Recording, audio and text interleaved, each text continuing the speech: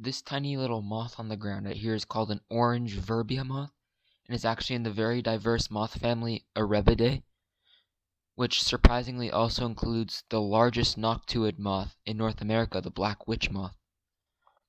You can see the orange color a little more when it opens the wings up.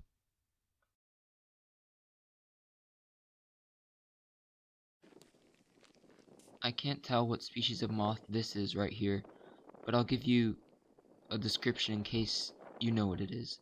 It was a bit more than an inch long.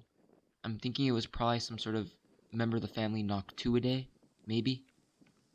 And it was constantly vibrating like this.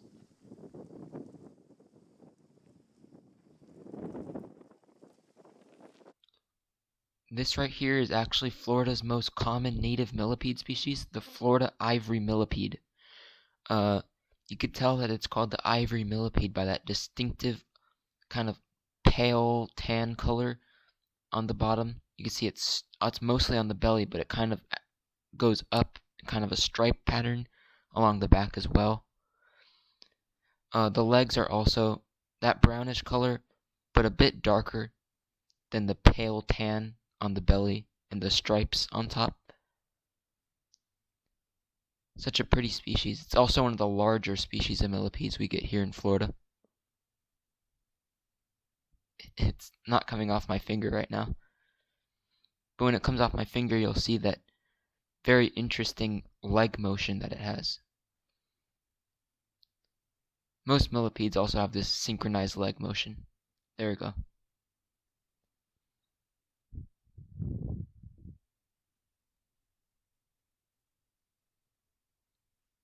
I think it's very cool how the legs on millipedes almost look like they're going in a wave pattern.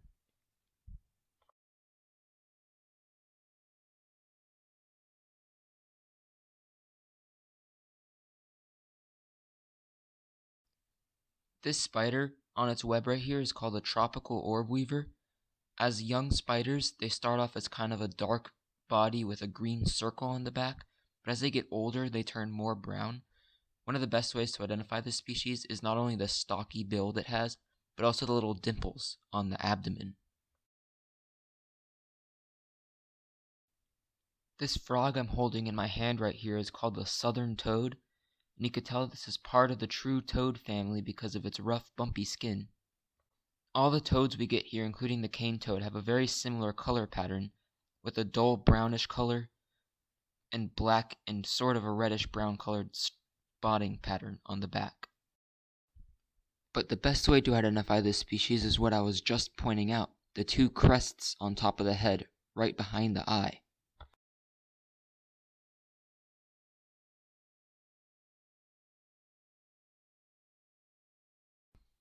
This frog flattened out on the road right here is a Cuban tree frog.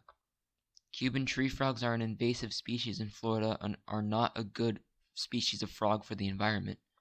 Cuban tree frogs come in many different color variations, but this one is the normal kind of tan color that they come in. This front angle also provides another great way to identify Cuban tree frogs. The kind of crescent-shaped dark line in between the eyes and the nostrils on each side of the face.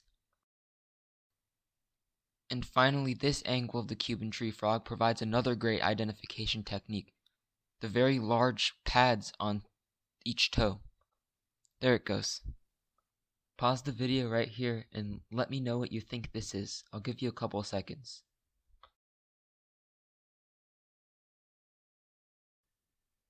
If you guessed that it was an eastern whip-poor will, you were right. The eastern whip-poor will is a nocturnal species of bird that eats primarily insects and is highly camouflaged to fit the environment it's in. I was able to identify the bird as an eastern whip-poor will based on the patterning, which is slightly grayer in comparison to the similar Chuck Will's widow.